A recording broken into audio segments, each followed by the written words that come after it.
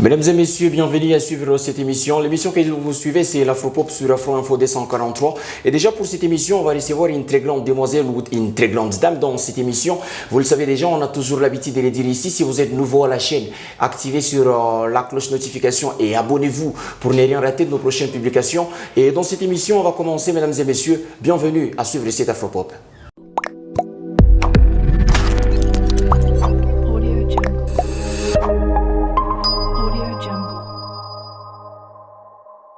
Pour cette émission, on est en train de recevoir Madame Acha, qui est présidente de Podium de la femme pour l'entrepreneuriat. L'Ondela, c'est aussi l'organisatrice de Business Shawa Branch. En gros, mesdames et messieurs, pour cette émission, on a un grand nom dans le domaine de l'entrepreneuriat dans la région. Madame Acha, bienvenue dans cette émission. Merci beaucoup, c'est un plaisir d'être là. Allez, bien sûr, c'est aussi un plaisir pour nous de vous avoir dans cette émission qui est l'Afropop. Et pour la première partie qui est consacrée à vous, la partie de l'invité, on va commencer par certaines questions. Je pense que la première, elle est simple.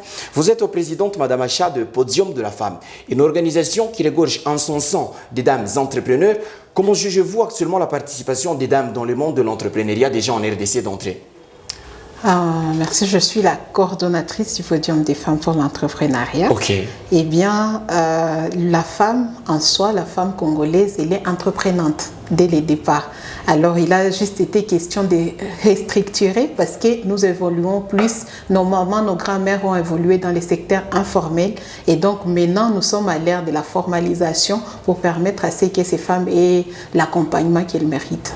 Mais à votre avis, vous pensez qu'elles ont toujours été dans le secteur depuis belle lurette? Oui, les femmes sont des grandes entreprenantes, comme on l'a dit. Il faut donner quelque chose à une femme, mais tu verras celle qui va te rendre en retour. Elle va faire quelque chose de grand avec les petits que tu lui as donnés. Et nous, dans cette émission, Madame Acha, nous avons donné cette invitation et elle va nous servir, mesdames et messieurs. Vous allez kiffer cette émission, vous allez l'apprécier, partagez-la au max, invitez d'autres personnes à suivre cette émission. Mais si on devait continuer, Madame Acha, à votre niveau, vous êtes déjà, vous aviez dit, coordonnatrice de Podium de la femme pour l'entrepreneuriat. À quelle hauteur pensez-vous contribuer à l'avancement de l'entrepreneuriat, de cette restructuration dont vous aviez fait mention dans cette émission d'entrée? Bon, comme je le disais dès le départ, les femmes, avec tout ce qu'on a dans notre société, ont tendance à se cacher alors qu'elles sont capables de réaliser des grandes choses. Alors on s'est dit, les podiums, comme vous entendez, c'est mettre la femme au devant.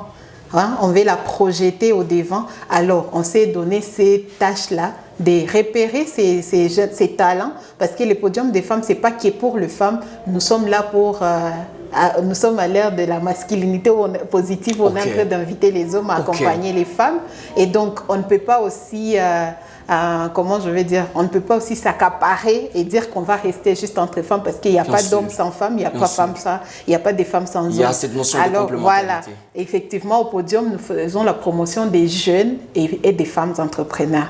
Comme je le disais, les femmes ont tendance à se cacher et tout. Alors nous, on est venu avec le podium pour le mettre au devant, faire découvrir aux gens ce que font ces femmes, de quoi ces femmes sont capables. Oui. C'est son apport dans le monde de l'entrepreneuriat déjà en République démocratique du Congo, à l'est de la RDC. Madame Acha, si on devait continuer ici, il n'y a pas que ça parce que aussi vous êtes en plein cœur d'une organisation, le Business Shawa Branch. Vous préparez la 3e édition. Que devons-nous d'abord déjà retenir de Business Shawa Branch? Oui, le Business Shawa Branch, c'est un concept que j'ai adopté des Américains, si je peux dire, parce que chez nous, on a tendance à copier des choses, bon, je ne vais pas dire pas utiles, mais on a tendance à mal copier les choses. À la blague, on prend tout. Voilà, on prend tout, et les choses qui sont importantes, qui peuvent nous aider, par contre, on les ignore. Et si vous pouvez les remarquer maintenant, dès qu'il y a une amie, une jeune sœur qui va se marier, il y a toutes les filles de son clique, de son clan qui ont le bride to be, qui vont faire les bride to be done. On appelle le bridal show. Donc elles vont se cotiser sans que la fille même demande ou qu'elle ait demandé, mais les gens vont se cotiser et vont dire qu'ils vont faire cette fête de revoir à l'honneur de leur amie qui est en train de se marier. Quand il y a une de nos sœurs qui est maintenant enceinte, on organise les baby shower. Voilà. tout ça. Alors, je me suis dit, pourquoi on ne pourrait pas organiser ça pour un business, pour, comment pour soutenir, soutenir le business d'un ami, d'une amie. Alors, pourquoi on a copié simplement les bridal shower, les baby shower, on ne peut pas faire le business shower comme on les fait aussi ailleurs. Alors, je me suis dit, comme je suis la coordonnatrice du podium et on me connaît, moi, j'aime porter la voix des autres plus haute. C'est que les autres disent tout bas, moi, je les dis tout haut. Alors, je me suis dit, je ne vais pas faire la promotion de mon entreprise parce que je suis la directrice également des Guiches à Femmes et Sarlou. Je ne vais pas faire la promotion de mon entreprise à moi toute seule, mais je vais faire la promotion des entreprises de toutes ces personnes-là qui veulent qu'on connaisse ce qu'ils font. Alors, d'où j'ai pris ces concepts de Business Shower Branch, parce que j'ai remarqué, nous tous, on est entrepreneurs, et la plainte qui était là, c'était que les gens ne consomment pas local. On est là, nous sommes dans la production, comme je le disais. Nous, les entrepreneurs, nous représentons l'offre, tandis que la population représente la demande. Mais la demande, elle demeure absente. Pourquoi ? On condamnait les gens, mais la vérité est que ces gens ne savent même pas ce que nous faisons. Parce que tout le monde évolue dans son coin. Alors, chacun est, cloisonné avec son entreprise, son business. Oui, son entourage, quoi. Donc, quand moi je vends, aujourd'hui avec les réseaux sociaux, j'ai mes amis qui font partie de mon cercle, j'ai mon WhatsApp. Et donc, quand je publie quelque chose, souvent, c'est les réseaux sociaux nous aident ces derniers temps à vendre, à nous faire connaître, à s'ouvrir au monde. Mais c'est limité. Parce que quand tu les fais pour toi-même, ce ne sont que les personnes qui sont de ton entourage, tes amis, tes contacts, qui voient ce que tu fais. Mais quand tu entres dans les cercles, dans un réseau, voilà. Quand tu partages ton truc, moi aussi je les partage également. Il y a quelqu'un d'autre du réseau qui partage. Tu as une plus grande audience, effectivement. Vous voyez? Alors, ça fait qu'il y a plus de monde qui savent qu'il y a tel qui est en train de faire ceci ou cela. Alors, et ça te donne plus de clientèle parce que un entrepreneur, il investit et il attend un retour sur investissement sur une période donnée. Alors, et c'est ce que nous voulons. Alors, il y a plusieurs forums qu'on fait ici chez nous, des expositions et tout. Et ces derniers temps, si vous y allez, vous allez trouver des vides. Parce que les entrepreneurs, ils te disent pourquoi on est en train de payer cher pour des stands. Et puis, les gens, ils viennent seulement, ils viennent regarder ils prennent des cartes de visite, des flyers. Tout ça, c'est de l'argent. On fait ça avec de l'argent. Mais ils n'achètent pas. Il n'y a pas de feedback. Et surtout qu'il y a ces trucs qu'on nous a... Ce n'est pas de notre faute. On nous a montré que tout ce qui vient de l'extérieur était meilleur que ce que nous faisons ici. Pourtant, je pense qu'avec les réseaux sociaux, comme je le disais, on apprend beaucoup de choses chaque jour. Vous voyez des scandales qu'on découvre, des petits... je ne vais pas dire un groupe ethnique là, mais... Vous voyez, on vous montre des photos des gens qui sont en train de remplir des bouteilles sales. Ils sont dans des salles donc, très insalubres et on nous fait manger des choses que nous ne savons même pas. Pourquoi ne pas consommer local, des choses qui sont traçables? Tu peux dire qu'aujourd'hui, il y a tel ou tel autre problème et je sais que je peux me rendre chez Guy Chafam parce que c'est elle qui m'a elle qui m'a vendu ceci, c'est elle qui m'a fourni ceci. Donc, on sait comment contrôler cela. Il y a des messages qui circulent assez souvent, on les voit. Ne consommez pas tel produit, ça a tué autant de personnes, je ne sais où. Mais ces produits-là, on ne sait même pas d'où ça vient. On ne sait même pas qui les a produits. Mais quand on se décide, si on prenait vraiment la décision, pour moi, je prends ça pour un acte patriotique. La consommation locale, c'est un acte patriotique. Quand les étrangers qui sont là, qui sont en train de tenir le business ici chez nous, ils viennent ici, ils font la promotion de leurs frères et sœurs. Ils ne feront jamais la promotion de nos produits. Voilà pourquoi même quand nous arrivons au point où tu as un bon branding, tu es en train de présenter des produits de qualité, c'est difficile d'entrer même dans les supermarchés parce qu'on nous les reproche souvent. Mais on va dans les supermarchés, on ne voit pas vos produits. Donc, le produit locaux. Alors, quand vous y allez, ils vous imposent déjà les prix. Et puis, ils vous montrent comment ils rabaissent votre produit pour vous montrer tellement que c'est pas bien fait et tout. Tu vois un peu ça. Alors, c'est à nous de décider. Et pour les faire, je ne pouvais pas me battre seule. Je me suis dit, on va en synergie, en travail collégial. On va y aller en synergie. Alors, pour commencer là, il faut montrer un échantillon d'abord des personnes qui travaillent. Il faut montrer qu'il y a quelque chose qui est en train de se faire déjà. Et déjà, la chose qui est en train de se faire, vous l'avez sans doute compris, mesdames et messieurs, c'est déjà le Business Shawa Branch qui est dans la 3e édition. Elle l'a dit ici, Madame Acha, c'était la voix de ceux-là qui n'ont pas assez de voix ou qui ne veulent pas beaucoup plus s'afficher. Et déjà, il y a un conseil ici, consommer local, c'est un acte patriotique pour Madame Acha, si je la paraphrase dans cette émission. Mais si on devrait aller dans ce contexte-là, ça va être la particularité, faire en sorte que les gens puissent un peu consommer local, c'est la particularité. Et déjà, ces 2 premières éditions, ça s'est passé. Est-ce que c'est seulement la vision rester dans la ville de Goma ou prendre toute la RDC? Où est-ce que ça s'est passé les 2 premières éditions? Effectivement, moi je suis des Goma, je vis à Goma et quand j'ai initié le mouvement, il y a une amie avec qui on l'a fait simultanément le même jour. Elle est à Kinshasa, elle vivait à Goma, elle est maintenant à Kinshasa, Madame Marie Mbombo, que je salue. Alors, elle a fait ça à Kinshasa, ça a donné quelque chose quand même, mais il n'y a pas eu d'après. Mais quand même, après ce que nous sommes en train de faire, on est en train de médiatiser et tout, il y a des demandes qui sont là. Et j'ai été récemment quand on préparait, cette 3e édition devait se tenir du 1er au 2 avril. Normalement. Mais quand j'ai été à Kinshasa, j'ai rencontré le ministre national de la jeunesse qui a été intéressé par ces concepts et il a dit, madame, est-ce qu'il y a moyen de reporter cette activité pour voir comment nous pouvons aussi vous accompagner et que nous ayons assez de temps pour préparer et tout parce que là, c'est quelque chose quand même. Alors, comme je le disais, il y a beaucoup de personnes qui commencent à solliciter à ce qu'on puisse étendre ça. Et moi, pour moi, c'est une réussite parce que quand la première édition, on n'avait que 15 entreprises. À la 2e édition, il y avait 23 entreprises. Et pour cette édition, on a déjà plus de 50 entrepreneurs qui vont participer.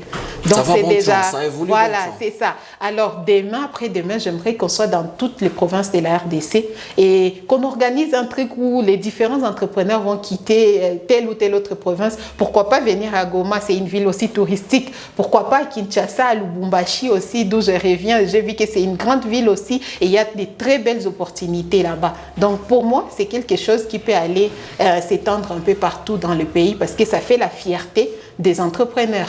Si les internautes qui nous suivent, si les téléspectateurs qui nous suivent ne le savent pas, il y a aussi ça dans le carnet des objectifs de déjà Business Shawa Branch. J'ai lu un article déjà par rapport à l'activité et c'était promouvoir aussi le produit Made in DRC. Alors oui, la dame l'a dit, Madame Acha, allez, peut-être, pourquoi pas, Lubumbashi, Kinshasa, Goma et toutes les villes de la RDC. Mais moi, j'aimerais bien savoir, Madame Acha, par rapport à cette politique, est-ce que vous avez des moyens que vous avez mis en place pour conquérir un peu la RDC? Comment vous comptez vous y prendre pour la conquête de la RDC? Bon, ça, les moyens ne manquent pas. Il faut d'abord avoir la volonté, comme je l'ai dit. Pour les 2 premières éditions, je les ai organisées toutes seules. Sans, il y a quand même, je ne peux pas dire seule par le moyen, mais je dis seule. Je me suis décidée, j'ai montré cette volonté, j'ai pris l'initiative de commencer et il y a des personnes qui m'ont soutenue, qui m'ont accompagnée. C'est pas seulement financièrement, mais il y a ceux qui me soutiennent techniquement, moralement, tout ça. Ce sont des soutiens financiers aussi. Et pour cette 3e édition, comme je l'ai dit, on est en train de grandir. J'ai sollicité du sponsoring, de l'accompagnement, que ce soit au niveau technique et autres. Souvent, comme je le disais, je ne veux pas qu'il y ait juste... Les Business Shawa Branch, ce n'est pas une exposition comme les autres. Moi, je veux qu'il y ait un avant et un après, comme je l'ai dit. On participe à différentes expositions et après, on vient juste là, on paye les stands donnés là, après l'activité, c'est fini. Mais pour cette 3e édition, j'ai dit inviter des entreprises, des IMF, des institutions de microfinance, des banques, des organisations privées ou publiques qui accompagnent les entrepreneurs dans les secteurs entrepreneuriaux. Parce que moi, j'ai mis ce qui est un avant et un après. Je m'excuse pour ça parce que je l'ai dit encore la dernière fois. À Goma, pour le moment, ce n'est pas qu'à Goma, mais même dans plusieurs provinces, il y a maintenant un groupe des entrepreneurs qui sont connus.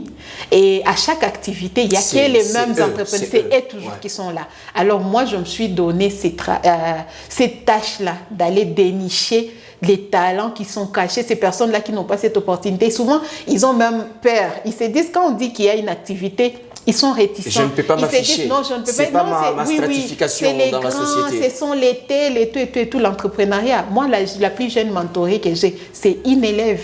Elle étudie au lycée, elle a 17 ans et elle est chef d'entreprise et elle tient son entreprise correctement. Donc, j'ai dit qu'il n'y a pas d'âge pour entreprendre. Et je soutiens les deux adages qui disent on est entrepreneur, on ne devient pas entrepreneur. Et il y a l'autre adage qui dit même qu'on devient entrepreneur, on n'est pas entrepreneur. Donc, ça dépend de votre tempérament. Ça dépend de votre tempérament et dans cette émission, le tempérament est bien placé. On est en train de partir sur de bonnes bases avec Madame Acha, qui l'a dit ici dans cette émission, elle est dénichée des talents. J'ai un ami qui aime bien dire ça et salutations à lui. Mesdames et messieurs, ça continue cette émission. Madame Acha, on est en train de parler de cette troisième édition des services que vous êtes en train d'organiser. Alors, on va parler de panel parce qu'il y aura aussi de panel au rendez-vous. À un moment, vous aviez cité ici le ministre de la Jeunesse que vous aviez croisé à Kinshasa, qui vous a demandé de reporter l'événement parce que ça se passe du 20 au 21 mai 2023, si je ne m'abuse. Alors déjà, Madame Acha, pouvons-nous savoir quels sont les animateurs de ces panels-là et quel est le thème choisi pour cette troisième édition?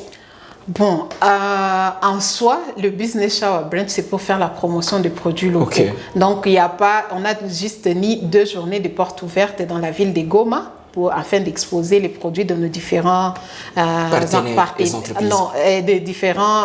différentes entreprises. Mais il y a 3 masterclass qui vont se tenir, d'où... comme je le disais, quand je parlais de groupes des entrepreneurs qui profitent de toutes les opportunités et autres, les autres n'évoluent pas ou ne savent pas quoi faire parce qu'ils ne sont pas informés. Le plus grand secret pour être entrepreneur déjà ou pour évoluer dans les secteurs entrepreneurial, c'est de s'informer. Parce que quand on est informé, on est formé, on est informé, on détient le pouvoir. Alors, il faudrait les amener à savoir qu'est-ce qu'ils doivent faire, comment s'y prendre pour évoluer. Et les secteurs entrepreneuriaux, comme on se plaint chaque jour en RDC, c'est pas facile. Et même dans d'autres pays, quand tu n'es pas informé, tu vois, il y a des choses qui vont se passer, tu ne sauras même pas comment t'en sortir. Pourtant, il y avait des moyens. Si tu savais ce qu'il fallait faire au bon moment. Comme je l'ai dit aussi, il y a souvent quand on est dans des forums, les entrepreneurs qui disent non, on est tracassé par des taxes et tout et tout et tout. Moi, je leur dis, c'est comme ça partout. Est-ce que le gouvernement ne peut pas fonctionner si on ne paye pas nos taxes? Et on va en parler dans cette émission. Assurez-vous de payer ce qu'il faut. Alors, comme je le disais, il faut être bien informé. Alors, du coup, on a invité les différents panélistes où on aura l'ANAPI qui va intervenir, il y a les FPI, l'ANADEC, comme je l'ai dit, toutes ces structures qui accompagnent et ils vont parler de loi des investissements, le code d'investissement en RDC. Il y a un autre panel où on a fait intervenir maintenant les IMF et banques où on va parler de quel accompagnement pour l'entrepreneuriat des jeunes en RDC. Et là, il y a SMICO, il y a Equity, quel autre... Bon, il y a, il y a toutes ces institutions-là qui vont intervenir. Et à la fin, on a parlé du Made in DRC, Made in Goma, comme on est en train de parler. Vu que principalement, ce sont les entrepreneurs de Goma qui seront là. Alors, comment le marketing and sell? Alors, souvent, je l'ai dit aux entrepreneurs, on ne sait pas vraiment faire la promotion de nos produits. Comme je le disais, les gens ne consomment pas local parce qu'ils ne connaissent pas nos produits. Donc, on doit vraiment investir dans le marketing. Dans la communication. C'est quelque chose de très important. Alors, ces panels, c'est là tenu par M. Alki Tengi aussi de Allen Legacy. Il y a la FEC aussi qui va intervenir là-bas. Et l'un des jeunes de la Commission nationale de la jeunesse qui va venir de Kinshasa.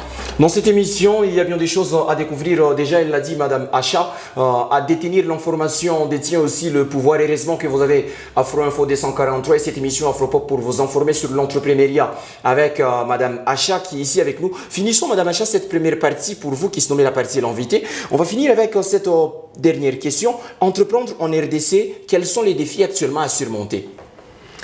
Bon, les défis, il y en a, comme je l'ai dit, mais on peut les surmonter, comme vous venez de dire dans votre question déjà. Avant, c'était difficile, mais maintenant, il y a de structures qu'on a mis, il y a de moyens qu'on a mis pour nous. Alors, il suffit d'aller dans le bon sens. Comme je l'ai dit, il faut avoir d'abord la vision. Il faut avoir la détermination et savoir ce qu'on veut. Au début, tu ne peux pas entreprendre juste tu t'élèves comme ça et tu commences à faire des choses. Il faut d'abord avoir un projet innovant, comme on l'a dit. Donc, répondre à un besoin. Parce que tu peux bien vouloir faire quelque chose, mais ça ne va servir à personne. Donc, il faut avoir d'abord créé un produit, un projet innovant, répondre à un besoin réel. Savoir le besoin de sa cible. Voilà. le besoin de sa cible, segmenter son marché, tout ça. Et l'accompagnement est déjà là. Il y a le FOGEC qui est là. Donc aujourd'hui, rien qu'avec un business plan, tu peux commencer ton entreprise. Il suffit d'avoir, comme je l'ai dit, tu as bien monté ton projet, tu connais bien ta cible, tu as segmenté ton marché. Et bien quand tu présentes ton projet, même si tu n'as rien, tu peux commencer déjà parce que le gouvernement a mis à notre disposition le FOGEC qui met des fonds là-bas pour que les banques nous offrent des crédits à des taux vraiment très bas, c'est 5% là. Donc, on n'a jamais vu ça nulle part ailleurs. Et on nous facilite, même si tu n'as pas de garanties, c'est le gouvernement qui te couvre. Alors, aujourd'hui, je pense que les défis, comme je le disais, c'est juste question, il faut être très sérieux dans ce qu'on est en train de faire. Il y a le projet Pas d'un PME qui est passé. C'est venu toujours pour soutenir les entrepreneurs. Donc aujourd'hui, les côtés financiers, ce n'est plus un défi, ce n'est plus un problème. Il suffit juste de savoir ce qu'on veut faire, à quoi on veut répondre, tout simplement. Et c'est tout. Il faut être informé. En parlant du FOGEC dans cette émission, mesdames et messieurs, Madame Acha a anticipé la partie actualité. Et déjà, on va y aller dans la deuxième partie de cette émission. On a fini la première partie qui se nommait l'invité. Bienvenue dans cette deuxième partie, c'est la partie l'actualité.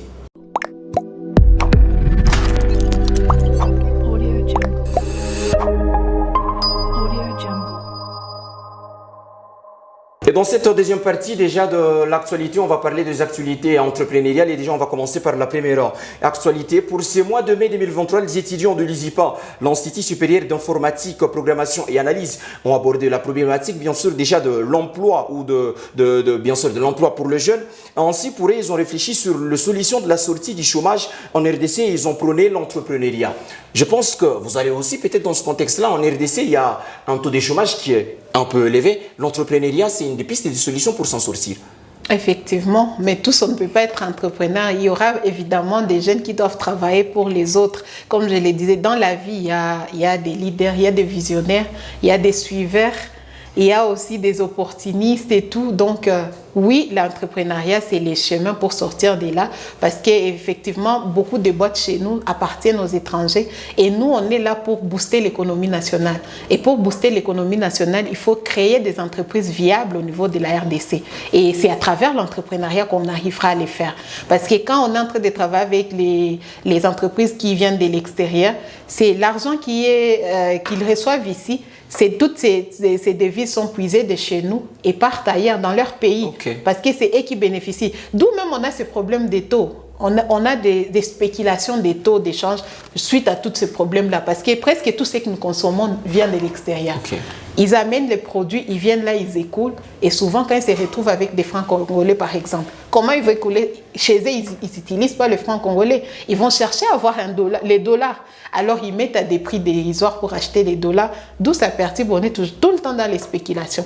Alors, tout cela, ça n'apporte rien à l'économie nationale. Vous voyez? D'où même si on parle du budget et tout, vous avez entendu tout ce qui s'est passé. Après, il y a des spéculations là-dessus. On nous a parlé de ceci. Après, il y a autre chose. Mais je pense que l'entrepreneuriat est le bon chemin pour s'en sortir parce que c'est de l'argent qui va circuler ici, même chez nous, et ça va booster l'économie de notre pays. C'est bien compris dans cette deuxième partie, l'actualité avec Madame Acha. Et déjà, on va prendre la deuxième actualité ici. Elle a parlé du FOGEC, Madame Acha. Elle a anticipé, comme je l'ai dit. Et là, on va parler du FOGEC. Le gouvernement congolais a mis en place le FOGEC, qui est le Fonds de garantie pour l'entrepreneuriat au Congo. Cela, c'est pour lutter contre le taux d'intérêt de crédit qu'il y avait auprès des banques. Vous l'aviez dit ici, c'est en train de battre presque tous les records. C'est du jamais vu. Bon, je pense que le gouvernement a tapé fort cette fois. Ah oui, effectivement, comme je le disais, on peut applaudir pour notre gouvernement parce qu'ils sont en train d'accompagner réellement les entrepreneurs. On sait les sentir sur terrain. Et comme je le disais, maintenant, aujourd'hui, il suffit d'avoir une idée et vous vous faites accompagner. En tout cas, si c'est bien taillé, vous avez bien monter votre business, vous comprenez ce que vous voulez faire, vous répondez à un besoin. Parce qu'être entrepreneur aussi, comme je l'ai dit chaque jour, il y a cette différence entre ça complique les gens et ça commence à porter des discussions et tout. C'est pas tout le monde qui est entrepreneur. Il suffit pas de commencer à commercialiser, je ne sais quoi, tu vas à Dubaï, tu apportes des choses. Parce que même au FOGEC, on ne peut pas t'accorder un crédit avec ça. Il faut créer un business. Tu crées quelque chose, tu transformes, tu as un produit à toi. Parce que c'est possible aussi d'aller apporter quelque chose ailleurs, mais tu y mets une valeur ajoutée. Okay. Dès que tu mets une valeur ajoutée, c'est quelque chose que tu viens de créer. Mais sans valeur ajoutée, tu n'as rien créé. Tu ne peux pas aller apporter des produits ailleurs et venir. Tu es un commerçant. Tu n'as rien créé. Tu es en train d'écouler la marchandise de quelqu'un d'autre. Donc, c'est un peu ça. Même au FOGEC, pour avoir ces crédits-là, il faut être innovant. Et même entre entrepreneurs, je dis toujours, il ne faut pas se décourager parce qu'il y a des gens qui se découragent. Ils disent, oh, j'avais telle idée, je voulais faire ceci, mais j'ai vu quelqu'un d'autre qui commence à les faire déjà. Non, on n'est pas concurrents, on est collègues de travail. Et surtout, qu'est-ce que je recommande aux jeunes, c'est quoi? C'est quoi ta valeur ajoutée? Parce que moi, je peux me produire mon jus ici, comme on les voit avec les jus de maracuja. Presque tout le monde les fait maintenant ici. Mais c'est quoi la différence quand tu mets ta bouteille de jus de maracuja ici et moi, je mets la mienne ici et qu'on choisisse la mienne? Il faut que tu penses à ce que tu vas faire là-bas. D'où il y a le marketing, branding, tout ça. Pour être entrepreneur, il faut être innovant et déjà, mesdames et messieurs, vous l'avez sans doute compris, pour aller aussi au FOGEC, avoir du crédit et de la subvention venant de l'État, il faut aussi être innovant, avoir un projet bien implémenté. Ce sont les propos de Madame Acha ici. On va quitter cette deuxième partie de l'émission qui se nomme l'actualité pour le oui et le non de l'Afropop. C'est Madame Acha, une des parties que j'affectionne le plus. Mais heureusement pour vous, il n'y aura pas de questions un peu plus personnelles parce que souvent ça a toujours été ça. On va aller, mesdames et messieurs, avec Madame Acha vers la dernière partie de l'émission. C'est le oui et le non de l'Afropop.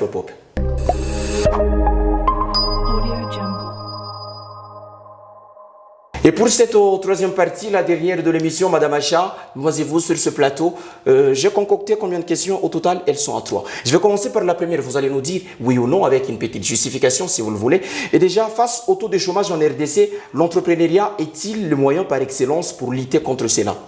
Oui. Parce que comme je l'ai dit, quand on crée quelque chose d'innovant, quand on crée une entreprise viable, on va engager autant de personnes et ça va répondre, ça va réduire le taux de chômage, effectivement. C'est oui pour Madame Acha pour la première question. Il y a une deuxième question. Un entrepreneur en RDC a-t-il toujours eu la facilité face à certaines exigences de l'État? Oui, parce que quand vous décidez d'évoluer en réseau, ça je ne l'ai pas vraiment souligné, il faut évoluer en réseau, comme je le disais, pour avoir les informations qu'il faut suite aux tracasseries. Parce que souvent, c'est la désinformation qui fait souffrir, qui met les entrepreneurs en souffrance. Quand vous êtes informé, vous savez que vous devez payer, comme je l'ai dit, savoir ce que vous devez payer, pas plus, pas moins. Ok. C'est oui pour la deuxième question aussi. Finissons cette émission avec la dernière question pour Madame Acha. Actuellement, à Goma, il se passe plusieurs activités entrepreneuriales. Moi, j'aimerais bien savoir, est-ce que Goma, à la hauteur de la République, peut aussi rivaliser avec certaines villes de la RDC dans le domaine de l'entrepreneuriat? Actuellement, Goma, c'est le numéro 1. Ça, je peux l'affirmer. Et j'ai déjà participé à plusieurs... Moi-même, je participe à plusieurs expositions d'où je reviens, là, comme je le disais la semaine dernière, d'une exposition qui s'est tenue au Katanga. Et quand tu es même à Lubumbashi, tu es à Kinshasa et tout le monde tire sa bouche, ne parle que des Goma. Donc, on craint Goma. À côté entrepreneurial, nous sommes les numéro 1. Nous sommes le numéro 1, comme l'a dit Madame Acha dans cette émission. Pour toutes les questions de la partie oui et non, c'était oui pour Madame Acha. On a aussi validé cette participation dans cette émission. Merci d'être passé, Madame Acha. C'est moi qui vous remercie. Ça a été un plaisir de partager avec vous. Mesdames et messieurs, ça a toujours été un plaisir. Cette émission, c'est Afropop et on dit déjà merci à tout le monde, à vous tous internautes qui avez suivi avec attention soutenu cette émission. Abonnez-vous à la chaîne si vous êtes nouveau. Activez la cloche de notification pour ne rien rater de nos prochaines publications. Et ici, on a toujours l'habitude de les dire. Passez un bon moment en compagnie des Afro Info des 143.